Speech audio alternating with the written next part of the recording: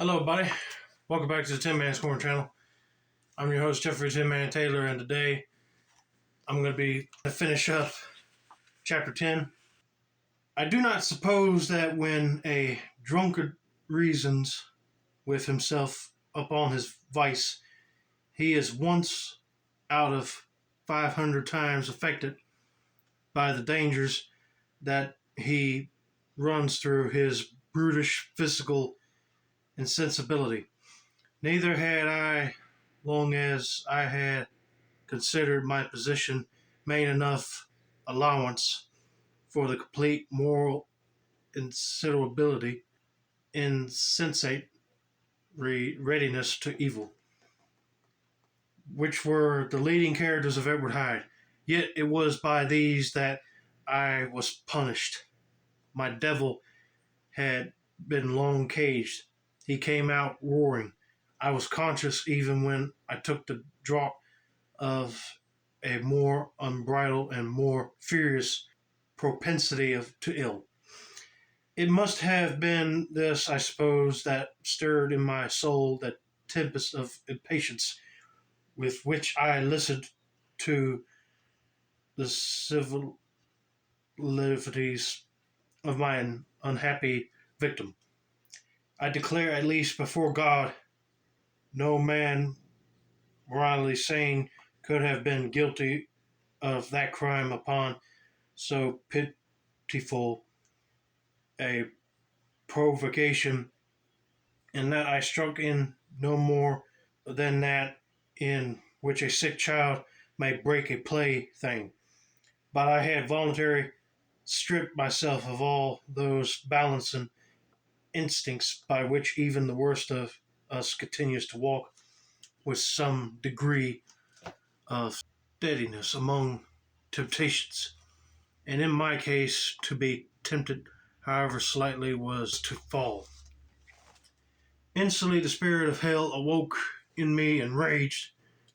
With a transport of glee, I mauled the unresisting body, tasting delight from every blow, and it was not till weariness had begun to succeed that I was suddenly in the top fit of my delirium, struck through the heart by a cold thrill of terror. A mist dispersed, I saw my life to be forfeit and fled from the scene of these excesses. At once glorifying and trembling, my lust of evil gratified and stimulated, my love of life screwed to the topmost peg. I ran to the house in Soho, and to make assurance doubly sure, destroyed my papers. Thence I set out through the lamplit streets in the same divided ecstasy of mind, gloating on my crime, like heavenly devising others in the future, and yet still has tending and still hearkening in my wait for the steps of the avenger. Hyde had a song upon his lips as he compounded the draught, and as he drank it, pledged the dead man. The pangs of transformation had not done tarry him before Henry Jekyll was streaming tears of gratitude and remorse, had fallen upon his knees and lifted his clasped hands to God. The veil of self-indulgence was rent from head to foot. I saw my life as a whole. I followed it up from the days of childhood, when I had walked with my father's hand, and through the self-denying toils of my professional life, to arrive again and again with the same sense of unreality at the damned horrors of the evening. I could have screamed aloud.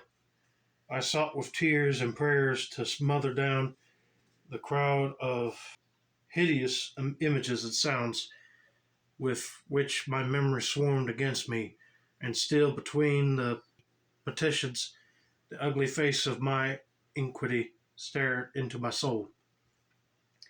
At the acuteness of this remorse, began to die away, it was succeeded by a sense of joy. The problem of my conduct was solved.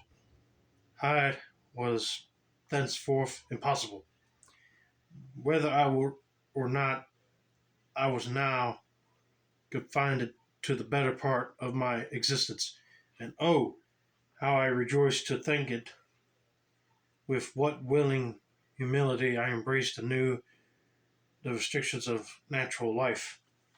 With what sincere renunciation I locked the door by which I had so often gone and come, and ground the key under my heel. The next day came the news that the murder had been overlooked, that the guilt of Hyde was patent to the world, and that the victim was a man high in public estimation. It was not only a crime, it had been a tragic folly. I think I was glad to know it. I think I was glad to have been better impulses, buttresses, and guarded by the terrors of the scaffold. Jekyll was now my city of refuge, but Hyde peeped out an instant, and the hands of all men would be raised to take and slay him. I resolved in my future conduct to redeem the past, and I can say with honesty that my resolve was fruitful of some good. You know yourself how earnestly in the last months of last year I labored to relieve suffering. You know that much was done for others and that the days passed quietly, almost happily for myself. Nor can I truly say that I wearied of this beneficent and innocent life. I think instead that I daily enjoyed it more completely, but I was still cursed with my duality of purpose. And as the first edge of my pensive wore off, the lower side of me, so long indulged, so recently chained down, began to growl for license. Not that I dreamed of resuscitating Hyde. The bare idea of that would startle me to frenzy. No, it was in my own person that I was once more tempted to trifle with my conscience, and it was as an ordinary secret sinner that I at last fell before the assaults of temptation. There comes an end to all things. The most captious measure is filled at last, and this brief condescension to my evil finally destroyed the balance of my soul, and yet I was not alarmed. The fall seemed natural, like a return to the old days before I had made my discovery. It was a fine, clear January day, wet underfoot where the frost had melted, but cloudless overhead, and the Regent's Park was full of winter cherubs and sweet with spring doors. I sat in the sun on a bench, the animal within me licking the chops of memory, the spiritual side a little drowse, promising subsequent pensions, but not yet moved to begin. After all, I reflected I was like my neighbors, and then I smiled, comparing myself with other men, comparing my act of goodwill. Look at there. Jekyll's getting down to his knees, thanking to God that he was able to turn back quick, but he should know he done some bad deeds with Mr. Hyde. With the lazy cruelty of their neglect, and at the very moment of that for glorious thought, a qualm came over me, a horrid nausea and the most deadly shuddering. These passed away and left me faint. And then, as in its turn, the faintness subsided. I began to be aware of a change in the temper of my thoughts, a greater boldness, a contempt of danger, a solution of the bonds of obligation. I looked down. My clothes hung formlessly on my shrunken limbs. The hand that lay on my knee was corded and hairy. I was once more Edward Hyde. A moment before, I had been safe of all men's respect, wealthy, beloved, the cloth laying for me in the dining room at home, and now I was the common quarry of mankind, hunted, houseless, a known murderer, thrall to the gallows. My reason wavered, but it did not fail me utterly. I have more than once observed that in my second character my faculty seemed sharpened to a point and my experience more tensely elastic. Thus it came about that where Jekyll perhaps might have succumbed, Hyde rose to the importance of the moment. My drugs were in one of the presses of my cabinet. How was I to reach them? That was the problem. That crushing my temples in my hands, I set myself to solve. The laboratory door I had closed. If I sought to enter by the home, my own servants would consign me to the gallows. I saw I must employ other hand and thought of Lanyon. How was he to be reached? How persuaded, supposing that I escaped capture in the streets? How was I to make my way into his presence? And how should I, an unknown and displeased visitor, prevail on the famous physician to rifle the study of his colleague, Dr. Jekyll? Then I remembered that on my original character one part remained to me. I could write my own hand, and once I had conceived that kindling spark, the way that I must follow became lighted up from end to end. Thereupon I arranged my clothes as best I could, and summoning a passing hansom, drove to an hotel in Portland Street, the name of which I chanced to remember. At my appearance, which was indeed comical enough, however tragic a fate these garments covered, the driver could not conceal his mirth. I gnashed my teeth upon him with a gust of devilish fury, and the smile withered from his face. Happily for him, yet more happily for myself, for in another instant I had certainly dragged him from his perch at the inn. As I entered, I looked about me with so black a conscience as made the attendants tremble. Not a look did they exchange in my presence, but obsequiously took my orders, led me to a private room, and brought me wherewithal to write. Hyde, in danger of his life, was a creature new to me, shaken with inordinate anger, struck to the pitch of murder, lusting to inflict pain.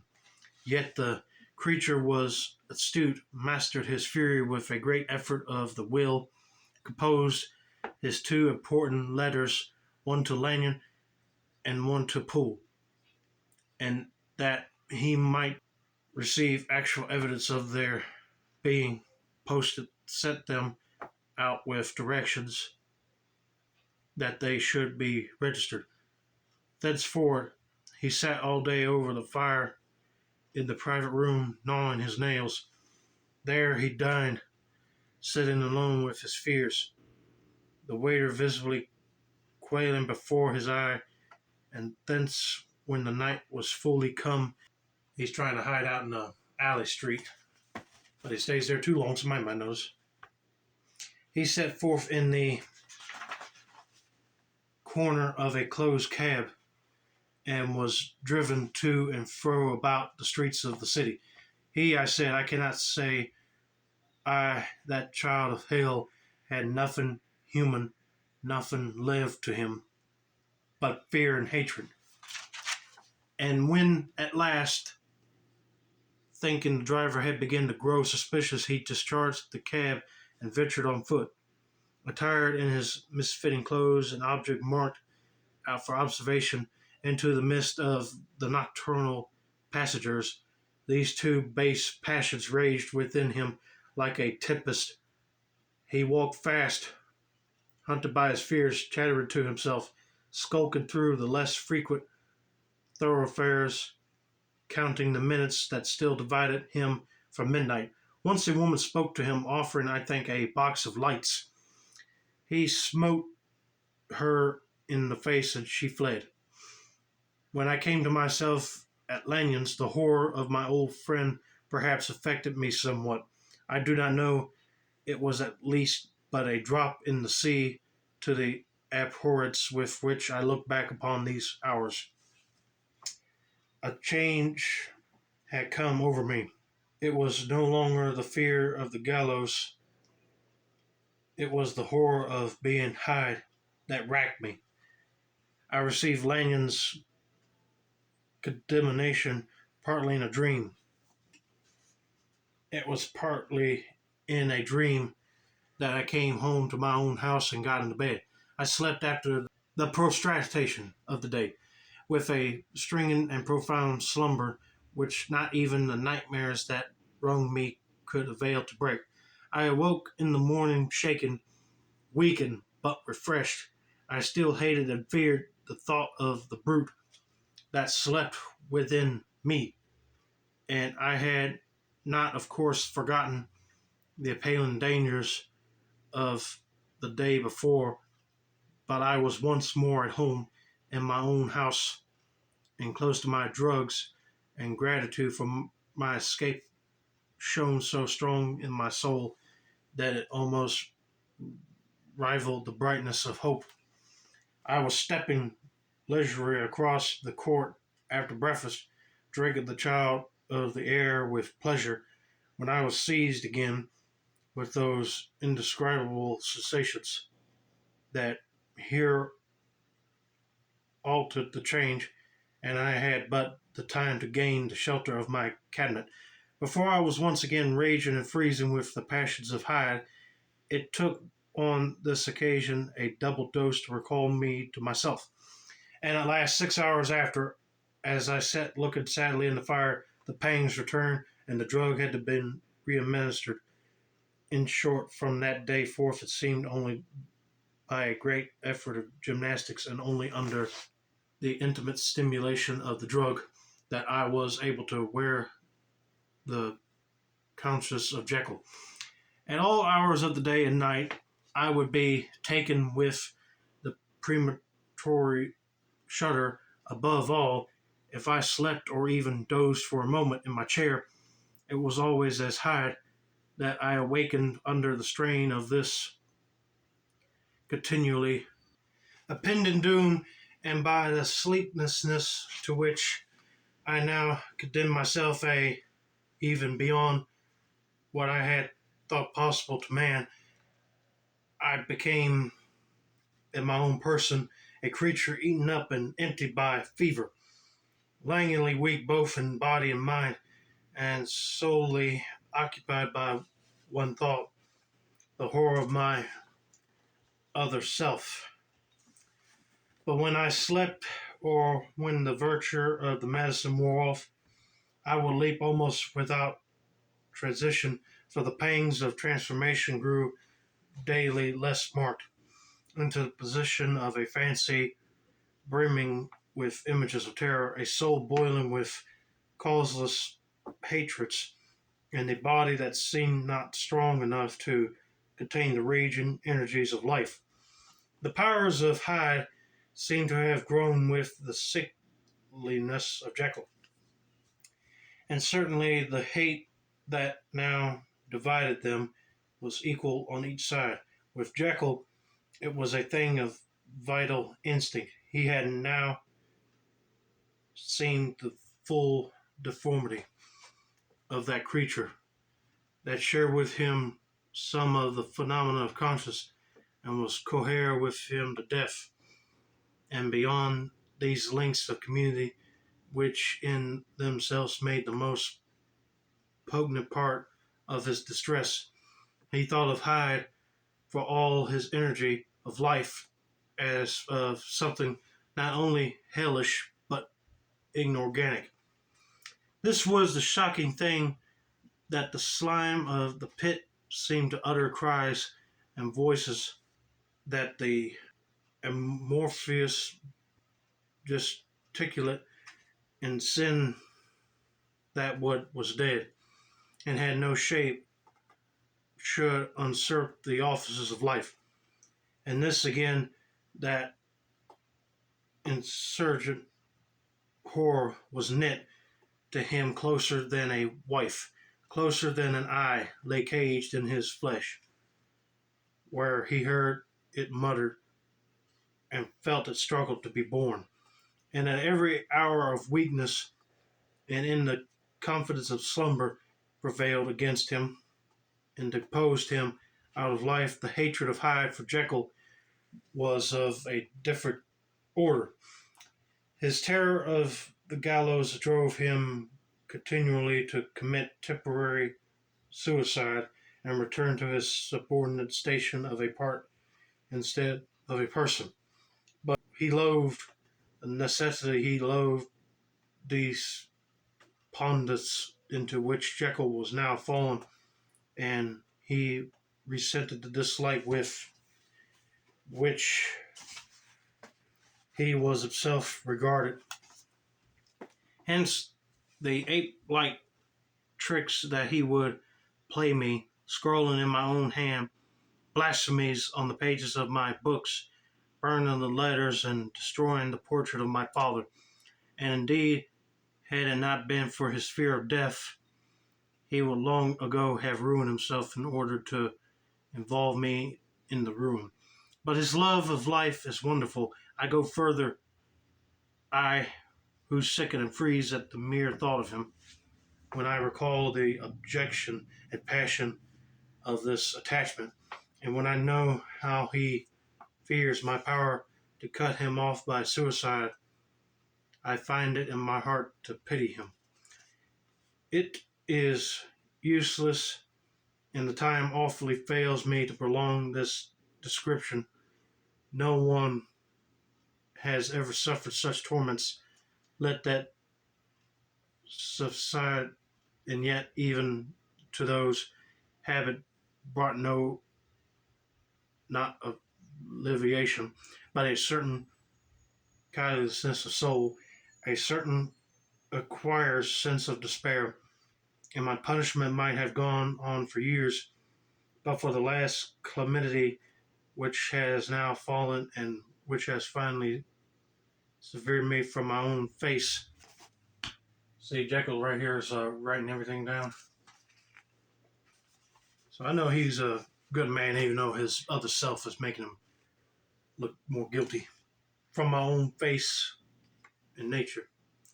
My provision of the salt, which had never been renewed since the date of the first experiment, began to run low. I sent out for a fresh supply and mixed the draught. The ebullition followed, and the first change of color, not the second. I drank it, and it was without efficacy. You will learn for Poole how I have had London ransacked. It was in vain, and I am now persuaded that my first supply was impure, and that it was that unknown impurity which lent efficacy to the draught. About a week has passed, and I am now finishing this statement under the influence of the last of the old powders. This, then, is the last time, short of a miracle, that Henry Jekyll can think his own thoughts or see his own face. Now how sadly altered in the glass, nor must I delay too long to bring my writing to an end. For if my narrative has hitherto escaped destruction, it has been by a combination of great prudence and great good luck. Should the throes of change take me in the act of writing it, Hyde will tear in pieces. But if some time shall have or elapse after I have laid it by. His wonderful selfishness and circumscription to the moment will probably save it once again from the action of his ape-like spite, and indeed the doom that is closing on us both has already changed and crushed him. Half an hour from now, when I shall again and forever re-undo that hate personality, I know I shall sit shuddering and weeping in my chair, will continue with the most strain and fear struck ecstasy of listening to pace up and down this room, my last earthly refuge, and give ear to every sound of menace. Will Hyde die upon the scaffold, or will he find courage to release himself at the last moment? God knows. I am careless. This is my true hour of death, and what is to follow concerns another than myself. Here then, as I lay down the pen and proceed to seal up my confession, I bring the life of that unhappy Henry Jekyll to an end. And see, he's going ahead with it. But all right, that's it, everybody. We made it to the end of this book. So I hope you guys enjoyed this book reading video. And don't forget to like, subscribe, turn on post notifications for more book reading content in the future. This has been another successful installment of the Tin Man's Corner channel. I'm your host, Jeffrey Tin Man Taylor, and I said that's a wrap, and have a nice day, buddy.